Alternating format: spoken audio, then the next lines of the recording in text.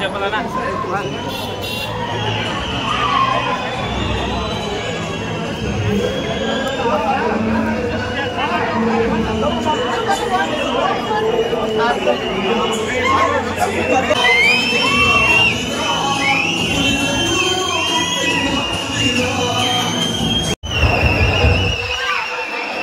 Hello SP Mohan Reddy గారు వేదిక అలంకరించి వస్తుందిగా కోరుతున్నాం.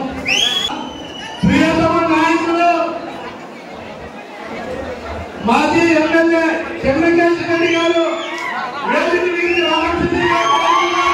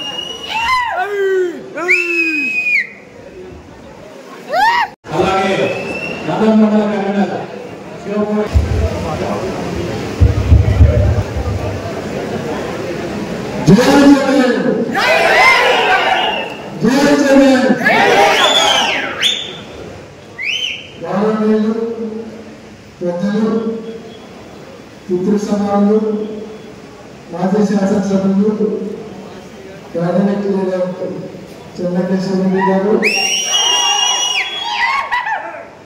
డైనమిక్ లీడర్ అని ఎందుకంటే ఈరోజు ఆయనకి 26 సంవత్సరాలు వయసు.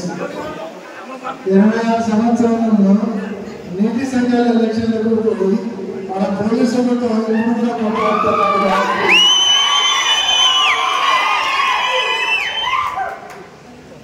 సీనియర్ మోస్ట్ లీడర్, అలాగే 24 కాన్స్టిట్యున్సీ నియోజకవర్గం ఇన్ఛార్జ్, మాజీ పార్లమెంట్ సభ్యులు, మొట్టమొదట జిల్లా ఎలక్షన్ అయిపోయిన తర్వాత కాన్స్టిట్యున్సీ మీటింగ్ పెట్టింది. మొట్టమొదటి ఎన్నికలను రేణుకమ్మ గారు పెట్టడం చాలా సంతోషం. రేణుకమ్మ గారికి, అలాగే గౌరవనీయులు నీలకంఠన్ గారికి, స్టేట్ సెక్రటరీ సురేందర్ రెడ్డి గారికి, గౌరవనీయులు రుద్రరామ గారికి, అలాగే భీమరెడ్డి గారికి,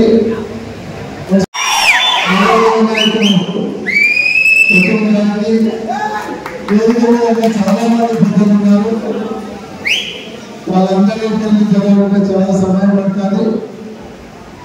నంద్యాల మండలం నుంచి గోడగల మండలము, ఎమ్మిగనూరు మండలము, ఎమ్మిగనూరు టౌన్ నుంచి వచ్చినటువంటి ప్రతి నాయకుడికి కోల్పోయిన హృదయపూర్వక నమస్కారం తెలియజేస్తాను. ఈరోజు చాలా విషయాలు పెద్దలు చెప్పడం జరిగింది. ఈరోజు కూటమి ప్రభుత్వం అధికారంలోకి వచ్చి దాదాపుగా ఒక 40 సంవత్సరం అవుతారు. సంవత్సరం రోజులు వాళ్ళు సాధించింది ఏమంటే 1,40,000 కోట్లు అప్పు చేశారు. 1,40,000 కోట్లు అప్పు చేసి ఎక్కడ పెట్టాలి ఎవరి చోట్ల ఉన్నాయంటే ఎవరు చెప్పకుండా అసెంబ్లీలో చెప్పాడు, బయట చెప్పాడు. ఆఖరికి వాళ్ళు ఇచ్చేది ఏమంటే 1,000 రూపాయలు పెన్షన్ పెంచాం. ఆ 1,000 రూపాయలు పెన్షన్ పెంచి చంద్రబాబు నాయుడు గారు స్వయంగా పెన్షన్ పోతాడు. వాళ్ళ ఇంట్లో కాఫీ తయారు చేశారు. కాఫీ తయారు చేసి వైన్ సప్లై చేశారు. ఫోన్లో తిరుగుతాడు. అదే పబ్లిసిటీ. 4,000 పెన్షన్ ఇచ్చి నెల నెల 3 రోజులు ఒక ఇంట్లో ఉప్మా చేస్తాడు, ఒక ఇంట్లో కాఫీ చేస్తాడు, ఒక ఇంట్లో పరోటా చేస్తాడు, నెక్స్ట్ సాలాడ్లు తయారు చేస్తాడు. ఆ స్థాయికి వస్తా ఉన్నాను. పబ్లిసిటీ తప్ప వేరే చేసేటువంటి పరిస్థితి లేదు. ఈరోజు సూపర్ 6 ఎమ్మెల్యే అంటే తిరుపతి నడుపుతున్నారు. లేదు మీరు ఇచ్చేటువంటి బిఎస్సీ ఏమైందంటే జగన్మోహన్ రెడ్డి గారు లిక్కర్ స్కామ్ అంటారు. లేదు మీరు ఇచ్చినటువంటి ఉద్యోగులకు ఇస్తామన్నటువంటి డిఏ అంటే లోక స్కామ్ గురించి చెప్తాను. ఫైల్ తగిలిపెట్టారు. ఇట్లా డైవర్షన్ పాలిటిక్స్ తప్ప సంవత్సరం కాలంలో చంద్రబాబు నాయుడు గారు కానీ కూడబెట్టి ప్రభుత్వం కానీ సాధించింది ఏమన్నా ఉందా? ఏమంటే వాళ్ళకు ఏపీ అంటే మనమందరం ఆంధ్రప్రదేశ్ అన్నారు. వాళ్ళు మాత్రం ఏపీ అంటే అమరావతి పోలవరం ఈ 2 తప్ప కనుక్కోండి. ఈరోజు అమరావతికి 1,00,000 కోట్లకు అప్పు చేసి అమరావతి కట్టామంటున్నారు. రోజు మనం పోతామా? మీరు ఎంతమంది పడతారు అమరావతికి సంవత్సరం కోసం చేతులెత్తారు? కానీ ఆ 1,00,000 కోట్ల అప్పు కట్టాల్సింది మాత్రం 26 జిల్లాల ప్రజలు కట్టాలి. 1,00,000 కోట్ల అప్పు ఎవరి కోసం చేస్తున్నారు? ఒక విజయవాడ గుంటూరు జిల్లా వాళ్ళ కోసం 1,00,000 కోట్ల అప్పు చేస్తే మనమందరం కూడా 1,00,000 కోట్ల అప్పు కట్టాలా? మన జరుగులో కట్టాలా? అంటే వాళ్ళు బాగుపడికి 1,00,000 కోట్లు మనం కట్టాల్సిన పరిస్థితి వస్తే ట్యాక్స్ వేస్తారు, పెట్రోల్ రేట్లు పెంచుతారు, డీజిల్ రేట్లు పెంచుతారు, మన నిత్యావసర సరుకులు పెంచుతారు. ఇవన్నీ పెంచి 6,00,000 కోట్ల మనం పెడితే 6 జిల్లాలో వాళ్ళు బాగుపడాలి. వాళ్ళ రియల్ ఎస్టేట్ బాగుపడాలి. ఒక్క అమరావతి కోసం 24 జిల్లాలు పనిచేసేటువంటి కార్యక్రమం చేస్తా ఉన్నారు. అంతేకాదు ఆ రోజు మొత్తం నాయకులందరూ కూడా వచ్చి చెప్పినారు, కరెంటు రేట్లు పెంచాము, ఏ రేట్లు పెంచాము అని చెప్పి ఈరోజు 15,000 కోట్ల రూపాయలు మన కరెంటు బిల్లులు పెంచినారు. అలా చంద్రబాబు నాయుడు గారు 1 రూపాయి కరెంటు బిల్లు పెంచాలని చెప్పినారు. ఈరోజు ఇదే కూటమి నాయకులు చెప్తా ఉన్నారు. ప్రజలలో పోతే ఆ రోజు లోకేష్ గారు చెప్పినారు, హామీలు నెరవేర్చకుంటే మా కాలం పట్టుకుంటున్నారు. ఈరోజు కాలం పట్టుకోవడం కాదు. 6 నెలలు పోతే ఈ తెలుగుదేశం పార్టీ ఎమ్మెల్యేలు కానీ నాయకులు కానీ ప్రజలలో పోతే చొక్కాలని ఎట్టబట్టాలనే విషయాన్ని గుర్తుంచుకోవాలని కూడా నేను చెప్తా ఉన్నాను.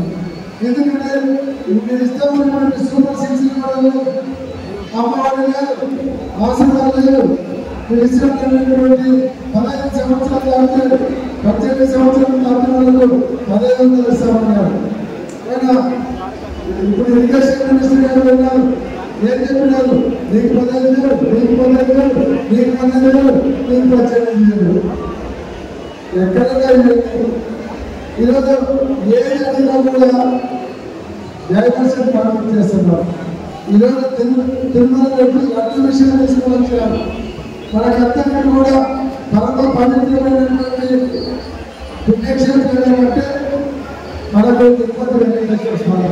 తిరుపతి వెంకటేశ్వర స్వామి అంటే తిరుపతికి ఎవరైనా ఉండాలంటే లడ్డు తెచ్చి రావాలంటున్నారు. ఎందుకంటే ఆ లడ్డూలు అంత పవిత్రమైనది. ఆఖరి చంద్రబాబు నాయుడు గారు ఆ లడ్డూలు కూడా రాజకీయాలకు వాడుకునేటువంటి సనాతన ధర్మం ఉంటాడు. మా ఇంట్లో రోజు రామచంద్రం చేస్తాము, మేము భక్తులు ఉంటాడు, మా నాయన దీపం పెట్టే సిగరెట్ తెచ్చుకుంటాడు. ఆయన సనాతన ధర్మం ఉన్నాడు, ముస్లింలలో బిర్యానీ తింటాడు. ఈరోజు అంత ప్రచారం చేశారు కాబట్టి పవిత్రమైనటువంటి ఏకాదశి మాసంలో తిరుపతిలో అపశృతి ఇచ్చింది. ఎప్పుడైతే తిరుపతి వెంకటేశ్వర స్వామిని రాజకీయంలో వాడుకున్నారో తిరుపతి ఏకాదశి రోజు దాదాపు 12 మంది తొక్కిసలాటలు జరిగిపోయినారు. ఇంతవరకు తిరుపతి చరిత్రలో ఎప్పుడు తొక్కిసలాట జరగలేదు, ఎప్పుడు జరగలేదు. వీళ్ళు చేసేటువంటి అపచారాలకు వీళ్ళు జరుగుతూ ఉన్నారు. నిన్న సింహాచలంలో గోడ కొని 8 మంది చనిపోతే 20 మంది గాయపడ్డారు. అది గోడ కట్టిన రోజు అంటే మనిషికి తగులుతే గోడ పడిపోయే పరిస్థితులు ఉన్నాయంటే ఎంత అపూర్వమైనటువంటి పరిస్థితులు ఉన్నాయి. ఎటువంటి అపచారాలు చేస్తున్నారు, అపచారాలను నిర్వహిస్తున్నటువంటి దండన ఏంటి? కానీ భగవంతుడు ఆ దండన అపచారం చేసే వాళ్ళకి అమాయకమైనటువంటి ప్రజలు మనకు. ఇంతకంటే ఈరోజు చంద్రబాబు నాయుడు గారు ఏం చెప్తా ఉన్నారు? ఉద్యోగాలు కల్పిస్తానంటున్నారు. జగన్మోహన్ రెడ్డి గారు ఉద్యోగాలు ఇవ్వలేదంటారా? నేను ఎవరు కూడా ప్రభుత్వాన్ని ఛాలెంజ్ చేస్తూ ఉన్నాను.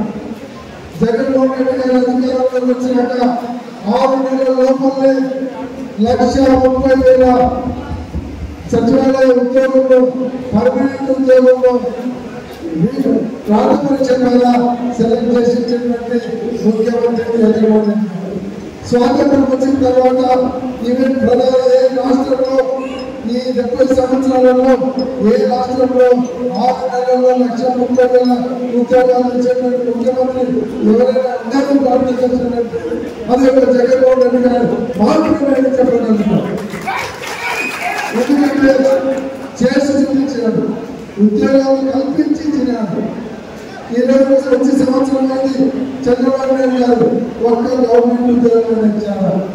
ఈరోజు చాలా దేశాలు 1,30,000 ఉద్యోగాలు ఇచ్చినటువంటి జగన్మోహన్ రెడ్డి గారు ఎక్కడ, 10 ఉద్యోగాలు ఇవ్వలేనటువంటి చంద్రబాబు నాయుడు గారు ఎక్కడ?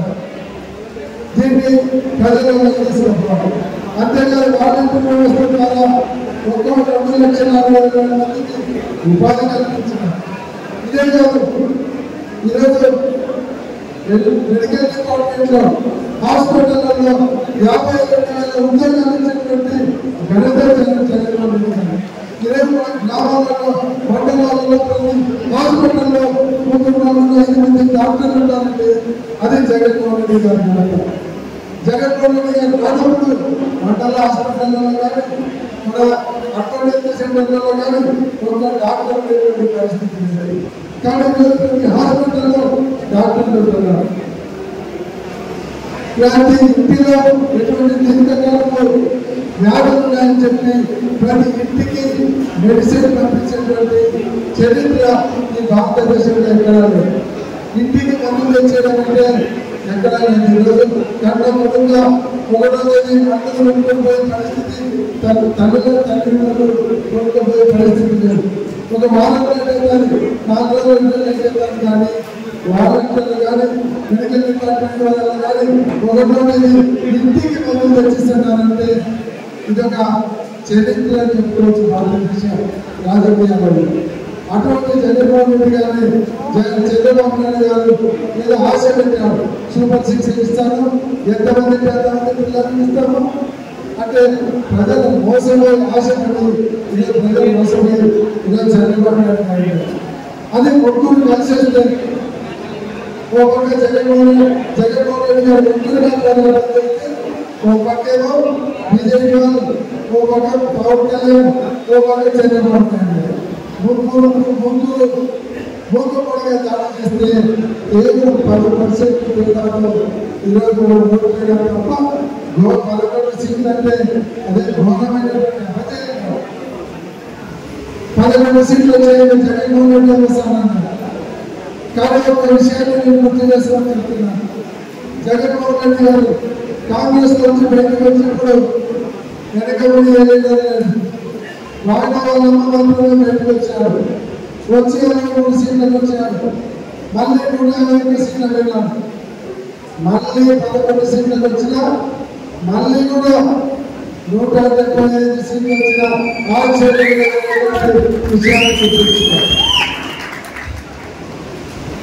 ఎలక్షన్ 19 జగన్మోహన్ రెడ్డి గారు వచ్చాక తెలుగుదేశం ఎత్తిపోయిందన్నారు. కానీ అధికారంలోకి వచ్చినారు, మోసం చేసినారు. ఈరోజు ప్రతి ఒక్కరు కూడా అర్థమవుతున్నారు, ఇది ప్రజా తీర్పు కాదు, ఈ విధంగా నిశ్చిత తీర్పు అనేటువంటి. కాబట్టి ఏంటంటే మనం కూడా జాగ్రత్తగా నాయకులు కావాలి. ఈరోజు జరిగినటువంటి విషయాలని ప్రజలలో తీసుకుపోవాలి, ప్రజలు మనం చైతన్యవంతం చేయాలి. ఇప్పటికే గవర్నమెంట్ ప్రభుత్వం మీద చాలా అసంతృప్తి వచ్చింది. ఈరోజు ఎలక్షన్ వస్తే తెలుగుదేశం పార్టీ నాయకులు గాలి పట్టుకునేటువంటి పరిస్థితులు ఈరోజు ప్రజలలో అసంతృప్తి చూస్తుంది. కాబట్టి ఈరోజు దాన్నంతా కూడా మన ప్రజలలో తీసుకుపోవాలి. ఈరోజు ఎన్నికల కాన్ఫరెన్స్ కూడా 15,000 విద్యార్థులతో మనం చెందడం జరిగింది.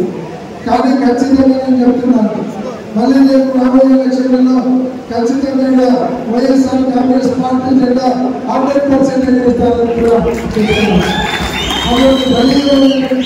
నాయకత్వం ఈరోజు కార్యకర్తల నాయకులందరూ కూడా ఎక్కడ కూడా వాళ్ళు పట్టుదల కానీ పట్టుదల సమాధానం. ఈరోజు ఈ మీటింగ్లో చూస్తే బ్రహ్మాండంగా నాయకులందరూ కలిసి వచ్చినారు. ఈరోజు ఎలక్షన్ మీటింగ్ లాగా ఈరోజు నాయకులు కార్యకర్తలు కలిసి వచ్చారంటే ఎంత ఉత్సాహం ఉంది, ఎంత పట్టుదల ఉంది అనేటువంటి దానిని ఈరోజు ఇక్కడ తరలించినటువంటి నాయకులు కార్యకర్తలు నిదర్శనం. కాబట్టి ఖచ్చితంగా ఇదే పట్టుదలతో కలిసిమెలిసి ముందుకు ఈరోజు పెద్దలు చంద్రశేఖర్ గారి అనుభవం వాళ్ళు ఇచ్చినటువంటి సలహాలు కానీ సంప్రదింపులు కానీ వాళ్ళు చేసేటువంటి సూచనలతో కుట్రాలతో అందరూ నమ్ముకోవాలి. ఎందుకంటే ఇన్ఛార్జిగా ఉంటుంది. కాబట్టి ఈరోజు వాళ్ళిద్దరు కలిసి కాన్స్టిట్యూషన్ ముందరు తీసుకునే దాంట్లో ఖచ్చితంగా ఉంటుందన్నారు. ఈ రెండు కుటుంబాలు కలిసి ముందరు ఉన్నాయంటే ఖచ్చితంగా రాబోయే ఎన్నికలలో అటు సర్పంచ్ ఎలక్షన్ కానీ, మండల ఎలక్షన్ కానీ, మున్సిపల్ ఎలక్షన్ కానీ విజయం సాధించడం ఖచ్చితంగా విజయం సాధిస్తారు. మన విజయదుందుని రేపు రాబోయే లోకల్ బాడీ ఎలక్షన్ నుంచి స్టార్ట్ అవుతుందని కూడా నేను తెలియజేస్తున్నాను. కాబట్టి ఎటువంటి తెలుగుదేశం పార్టీ చేసేటువంటి అరాచకాలు కానీ అన్యాయాలు కానీ గమనం భయపడాల్సిన అవసరం లేదు. ఇక్కడ చంద్రశేఖర్ రెడ్డి గారు ఉన్నారు, గుట్టారెడ్డి గారు ఉన్నారు, రెండు కుటుంబాలకు అండగా ఉన్నారు. అవసరమైతే జిల్లా పార్టీ తరఫున కూడా జిల్లా పార్టీ తరఫున మేము కూడా మీకు అండగా ఉండడానికి ఎప్పుడు సిద్ధంగా ఉన్నామని ఇక్కడ ఎటువంటి మన నాయకులకు కార్యకర్తలకు ఎటువంటి ఇబ్బంది వచ్చిన మార్పుగా కనుగొనడానికి కేవలం కంటమెంట్ ఖచ్చితంగా జిల్లా పార్టీ కూడా మీకు అండగా ఉంటారు. కాబట్టి కూడా భయపడాల్సిన అవసరం లేదు. వైఎస్ఆర్ కాంగ్రెస్ పార్టీ వాళ్ళంటే భయపడే వాళ్ళు కాదు, భయపెట్టే వాళ్ళు అనేటువంటి విషయాన్ని కూడా గుర్తుంచుకోవాలని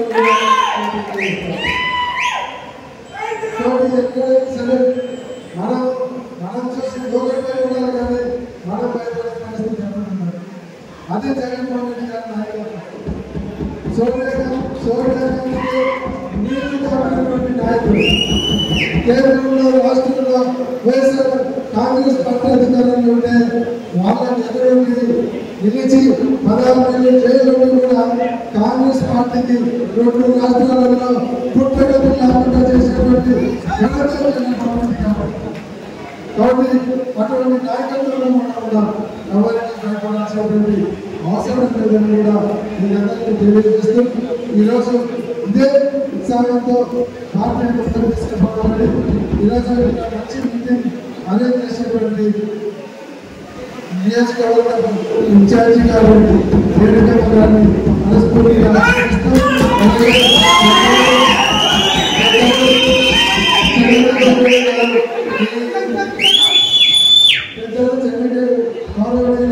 చంద్రశేఖర్ గారు ఈ మీటింగ్ వచ్చి ఈ మీటింగ్ యొక్క కళ తీసుకువచ్చినందుకు వారికి అలాగే పాల్గొన్నటువంటి జగన్మోహన్ రెడ్డి గారు